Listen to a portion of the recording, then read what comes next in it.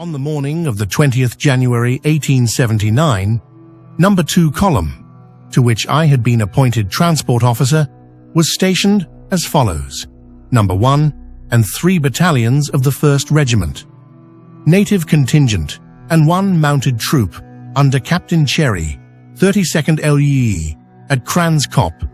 Number 2 Battalion of the same regiment, under Major Bengo, 77th Recht, near Sands Sprout, 5 troops mounted men, Russell's Rocket Battery, and 2 companies of the 1st Battalion 1st Regiment, NNC, at Help Makar. Colonel Durnford was commanding the latter portion in person. Captain Shepstone and I were with Colonel Durnford. Early on, the 20th, Colonel Durnford marched to Rorke's Drift, crossing the river by means of the pont, and establishing himself in a camp about half a mile from the river. Here we remained during the 21st. Captain George Shepstone rode to Isandlwana camp and returned same day. Lieutenant Smith Dorian rode also to the camp and returned with the dispatch on the morning of the 22nd.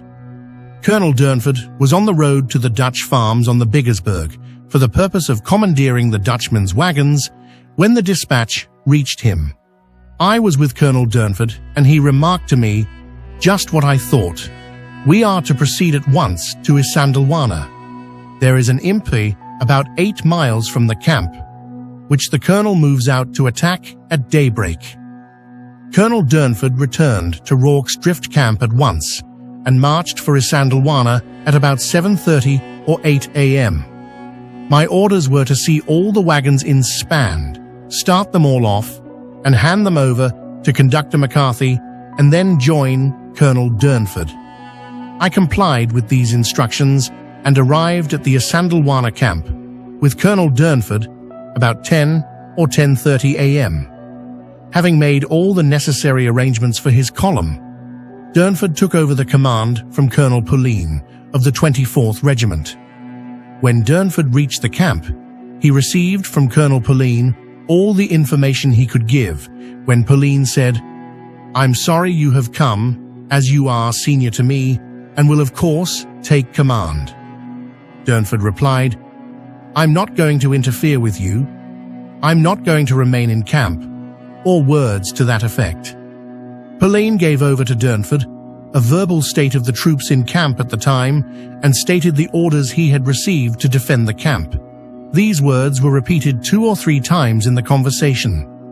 The news was that a number of Zulus had been seen since an early hour on the top of the adjacent hills, and that an attack had been expected, and in consequence, the following disposition of the troops had been made. The natives of Lonsdale's contingent were on outpost duty on the hills to the left of the camp. The guns were in position on the left of the camp. The infantry were turned out and formed in column in the open space in front of the general's tent. The wagons and sea were inspanned. Constant reports came in from the scouts on the hills to the left, but never anything from the men on the top of the Isandlwana hill that I heard. Some of the reports were, "The enemy are in force behind the hills on the left. The enemy are in 3 columns. The columns are separating, one moving to the left rear and one towards the general. The enemy are retiring in every direction." The bearer of this was not dressed in any uniform. Upon this latter report, Durnford said he would go out and prevent the 1 column from joining the impi, which was supposed at that time to be engaged with the troops under the general. Durnford, on hearing that 1 column of the enemy was moving towards the left rear, had reinforced the baggage guard, which at that time consisted of 1 company, native contingent, with 1 troop of mounted natives, and I understand that Captain George Shepstone was sent back with this part.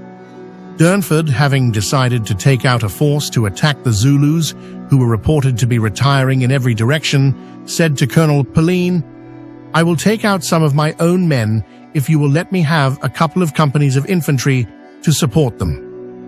Pauline replied, "I think I can hardly do that.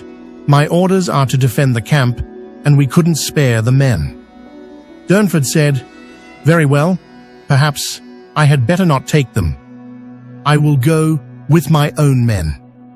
Durnford said that the Zulus were retiring and urged in favor of taking the men, so that after a while, Pauline said, "Oh, very well, of course, if you order them, I'll give you them." Durnford said, "That's all right."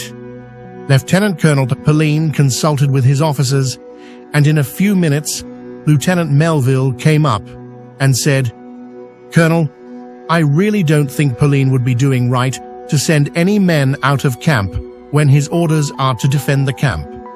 Durnford replied, "Very well, it doesn't much matter, we won't take them." His manner was persuasive, not peremptory. There were no high words passed. Moreover, the manner of the officers to one another was perfectly genial, and the conversation took place over some lunch, which Pauline was taking with Durnford.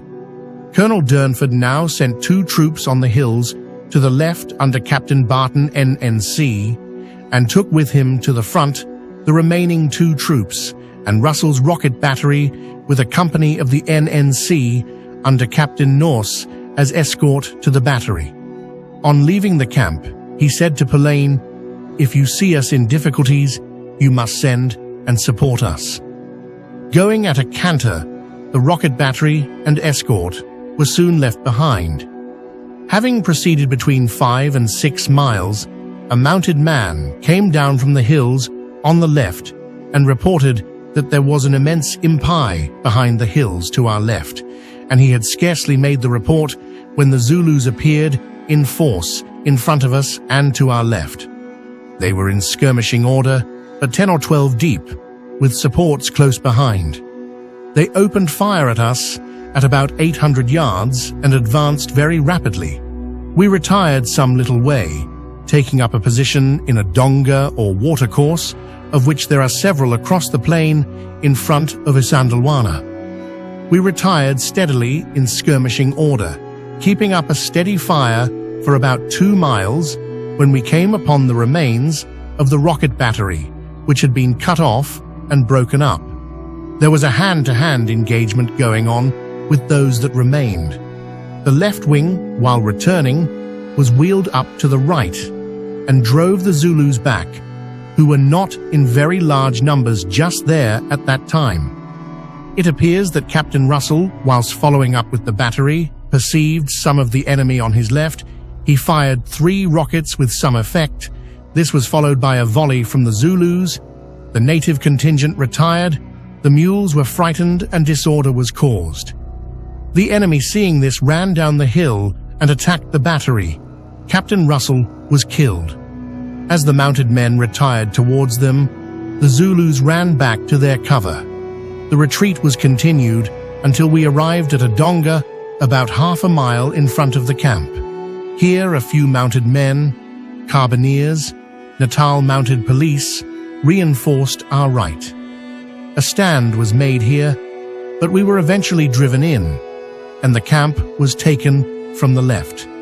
It appears that the mounted men on the left became engaged on the hills about the same time as we were engaged on the flat, and I was informed that they held the Zulus back. But my opinion is that the right of the enemy were only engaging the troops and did not intend to advance until their left had worked round. And I believe that Captain Shepstone, who after the arrival of the baggage took the troop of mounted natives he had used as escort on the hills to the left, rode down to the camp and asked in the name of Colonel Durnford for assistance. This Colonel Pauline gave him by detaching 2 companies of the 24th a little to the left front.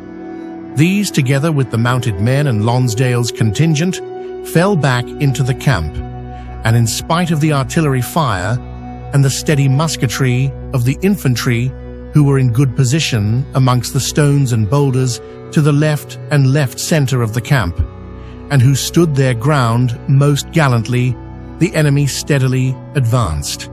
A general move was made towards the mountain to take up a last position, but it was too late. The Zulus were too quick and fleet of foot. They caught up the men on foot before they could reach the new position, completely overpowering them by numbers and assegaiing right and left. The guns moved from left to right across the camp and endeavored to take the road to Rorke's Drift, but finding this in the hands of the enemy, turned off to the left, came to grief in a donga and had to be abandoned. There was not time to spike them. Major Smith was wounded, but managed to get down to the buffalo, where I understand he was then shot. A few mounted men and a good many natives managed to escape from the camp, but had to ride hard over very rough country to the Buffalo River, a distance of about 5 miles, under fire from the enemy the whole way. The ground was so bad for horses that the Zulus on foot were able to run as fast as the horses could travel. I should judge that more than half the number that left the camp were killed before they arrived at the buffalo, and many were drowned, there being no drift, the water running rapidly with large boulders and deep water alternating. The officers who escaped consulted together on the road and decided to form a laager at Help Makar. The fighting lasted from about 11:30 a.m. till 1 p.m., as near as I can judge. There must have been at least 15,000 Zulus, besides the reserves, and I should compute the numbers killed at from 2,000 to 2,500. The Zulu system of attack, as represented in the Zulu pamphlet, is easily traceable. The main body being opposite the left center of the camp, the horns thrown out to the left rear and right front. Had the Zulus completed their scheme by sending a column to the Buffalo River to cut off the retreat, not a man would have escaped to tell the tale.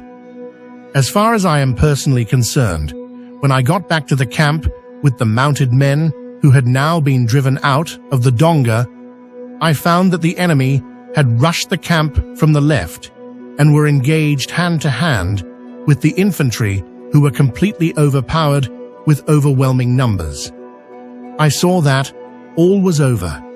I made in the direction which I had seen taken by the mounted men, guns RA, and the natives on foot. I was cut off by the enemy who had now reached the line of retreat, but with a good horse, hard riding, and good luck, I managed to reach the Buffalo River. The Zulus seemed perfectly fearless. They followed alongside, having desperate hand-to-hand fighting with those retreating, mostly our natives on foot. Many of the enemy were killed between the camp and the river.